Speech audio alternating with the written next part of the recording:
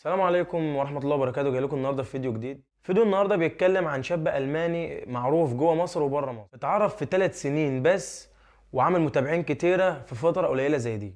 بالنسبة للشهرة في 3 سنين وقت زي دوت مش كتير. والشخص دوت اسمه نوير روبنسون، وهو مشهور بشعره الكيرلي الكبير. وهنعرف حالا ايه سبب نزوله مصر وايه الفكرة ان هو يجي مصر. ومش عايز احرق لكم كتير ولا اطول في المقدمه، ويلا نخش في الفيديو على طول. لو انت اول مره تشوفنا على اليوتيوب ما تنساش تعمل سبسكرايب ولايك وتتابعني لو انت مش متابعني.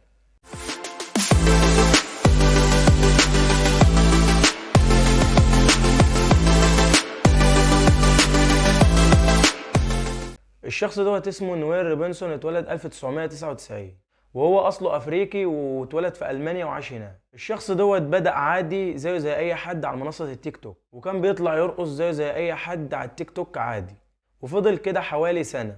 وبعد كده طور الموضوع شوية وبدأ ان هو يعمل فكرة جديدة في فيديوهاته. الفكرة دوت ان هو يخليك واقف في الشارع عادي وينتش اي حاجة منك، زي مثلا تليفون، طاقية، اي حاجة من دي. فالطبيعي اللي انت لازم ان هتمسكه مثلا، فيقوم ظاهر شعره الكيرلي الكبير وهو يبقى بكده عمل فيديو. وهي دي الفكرة ان هو ماشي عليها لحد دلوقتي. فعمل الفيديو كام مرة في مناطق مختلفة، فعمل الفيديو واتشهر على كده. ودي الفكرة الفيديوهات اللي هو بيعملها لحد دلوقتي. ولحد دلوقتي مازال بيعمل نفس الفيديوهات وبيطلع بيها ترند. ورغم ذلك ان هو نفس الفكرة ونفس الفيديوهات، ان هي فيديوهاته حلوة ولذيذة والناس كلها بتتفرج عليها. فعمل متابعين ليه كتير جدا في كل المنصات. وفي سبب كمان في شهرته دي، ان هو كان بيروح بلاد كتير مختلفة وكان بيصور في احسن مناطق فيها، وكان بيصور للناس في مناطق تسمع عنها بس الناس ما راحتهاش. فده حاجة طبعا تشد المشاهد وهو بيتفرج. فبدأ يتشهر وبقى ليه متابعين من انحاء جميع العالم. والشخص دوت نزل فيديو من فيديوهاته على منصة من منصاته على السوشيال ميديا التيك توك. وكان كاتب على الفيديو come to Egypt، يعني ان هو نازل مصر. وفعلا نزل مصر وتصور مع ناس كتير جدا ومنهم مشاهير كتير جدا.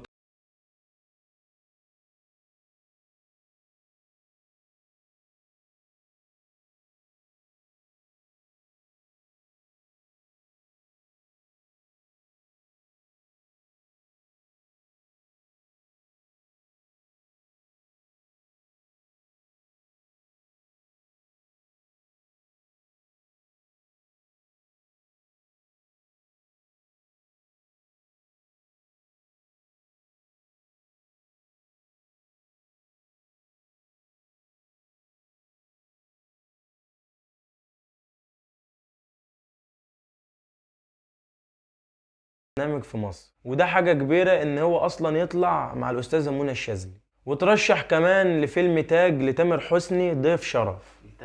يلا بينا نعيش شوية السنين الحلوة جاية والحزن بحن النهاردة عايزين دلع في كل ثانية يلا.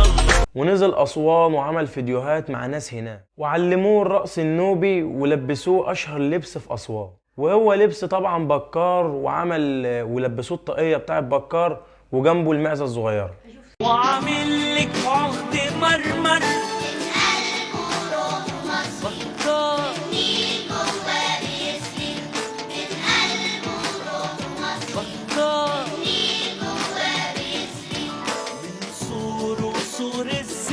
وبيقلد في الفيديو بتاعه كرتون بكار ورشيدة.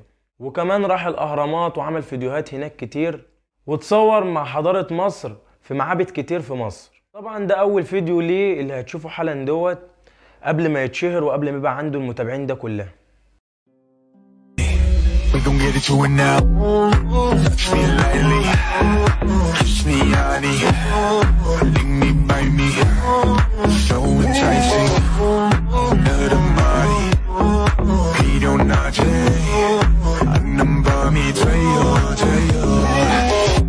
وطبعا كلنا عارفين الفيديوهات اللي هو اصلا بعد ما اتشهر كان بيعملها، بس هوريكم فكرة الفيديو.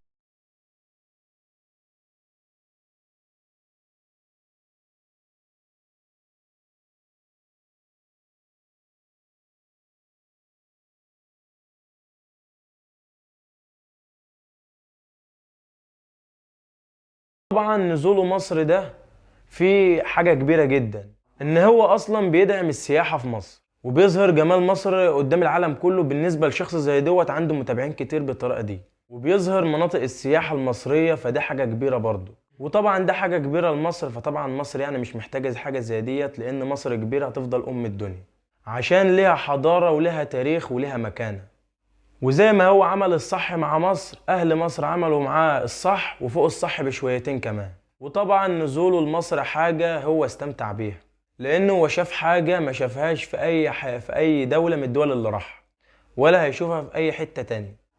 لان زي ما قلت لكم في الاول ان مصر ليها مكانة وحضارة مش موجودة في اي حتة في العالم. وده كان نهاية فيديو النهاردة، ولو عجبك الفيديو دوس لايك وسبسكرايب للقناة وشاركنا في التعليقات. السلام عليكم ورحمة الله وبركاته.